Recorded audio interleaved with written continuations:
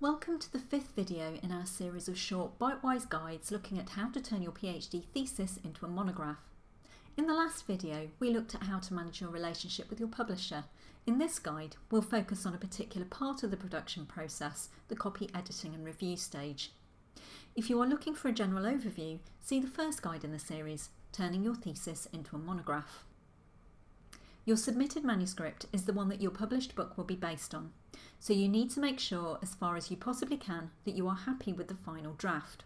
The further along the process you are, the less likely you are to be able to make changes, so aim to be as accurate as you can at every stage. As well as the text of your book, you will also need to include additional materials that will appear in the finished version. This might include a title page, table of contents, a list of illustrations, a glossary, a foreword or preface, acknowledgements, notes and/or appendices, and a bibliography. Check the publisher's guidelines on the order in which you need to arrange these.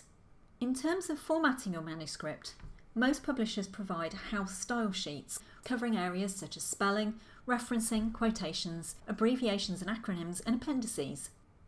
There may also be guidelines you need to follow relating to file formats and whether you need to send your submission as a single file or more commonly as individual chapters. Illustrations and figures may also need to be stripped out and sent separately. As page layout and typesetting will be done by the publishers, there is usually no need to apply specific formatting to the Word or rich text document that you submit. However, it's still advisable to check this with your editor if the guidance is unclear. At this stage, you will need to demonstrate that you have the correct permissions in place if you are licensing materials from third parties. Usually, responsibility for clearing copyright lies with the author, but most publishers will offer guidance on this, and some even provide sample wordings that you can use when approaching rights holders. If not, the library can advise you on this. Finally, be clear as to how the submission needs to be made. Increasingly, publishers are using online submission systems, which also conduct plagiarism checks, but many will still accept a variety of electronic formats, and it may be down to the personal preference of your editor. Once your editor is in receipt of your manuscript, they will check to make sure that nothing is missing and that the required permissions are in place. Once they are satisfied that the manuscript is complete, they may send it out for review, if this has not already been done, and if relevant to the series editor. A number of other things may also happen at this stage. Plagiarism checking, if this has not already happened as part of the submission process. Cover design, you may also be asked to provide a publisher's blurb and a short biography. Cost estimation, your editor will calculate this based on word count and number of pages, plus any non-standard features such as colour illustrations or fold-out sections. This should give a fairly accurate picture of your financial commitment if you are contributing to the publication costs. Once any requested changes have been made and the editor is happy to proceed, your manuscript is ready to enter the publication stage. If you are contracted to a large publisher, you may be assigned a dedicated production manager or editor to oversee this part of the process. In the first instance, your manuscript will be sent for copy editing. Copy editors are highly skilled professionals whose job it is to clean up your manuscript. They will make sure that it matches the house style and also check for consistency and grammatical errors. They may also make suggestions as to how the text is organised and the placement of illustrations. You will usually be sent the copy edited manuscript either directly or via the editor in charge of production for comment. When responding to copy editors' corrections and comments, always read the instructions carefully, as copy editors have precise and often very different ways of working. If your copy editor works by hand, it is worth familiarising yourself with the standard notation.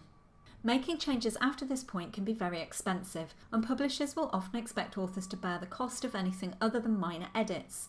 So make sure that this version is complete and free of errors. Unless the copy editor has further questions for you, you will not usually see it again until it has been typeset, so it is a good idea to retain a copy of the corrected version for your own records. Retaining a copy will also mean you can make a start on indexing. Although you won't be able to finalise your index until you know the page numbers, it's a good idea to assemble your list of subject headings while you're waiting for the proofs to arrive. If you don't fancy tackling it yourself, your publisher may be able to put you in touch with a professional indexer who will do the work for you for a fee. You could also try asking colleagues or your supervisor for recommendations. Once the final copy-edited version of your manuscript has been checked by the editor, it will be sent for typesetting. The typesetter will lay out the copy-edited manuscript in the publisher's house style, as it will appear in the final book. Once this has been done, you will receive a set of proofs, sometimes referred to as galleys, which you will be asked to proofread. This is also the point at which you can complete your index, as you should now have the final page numbers. At this stage, you are really looking for typographical errors that have crept in during the typesetting process, although you should also correct any factual errors if you spot them. When making corrections, try to use the same number of words as the original, as any shortening or lengthening of the text may result in a change to the layout and alter the page numbering. If you need to make significant changes at this stage, it's a good idea to speak to the production editor before going ahead. Timing is everything during this part of the process. The turnaround time for proofreading is often very short, usually no more than a couple of weeks, and any delay could result in your publication date being pushed back. If you think you will have difficulty in sticking to the proposed schedule, for example because you will be on holiday or you are ill, notify your publisher as soon as possible. Once your corrected proofs have been returned to the typesetter, they will incorporate the changes and the final version will be signed off by the production editor. Your finished book will now be sent for digital production.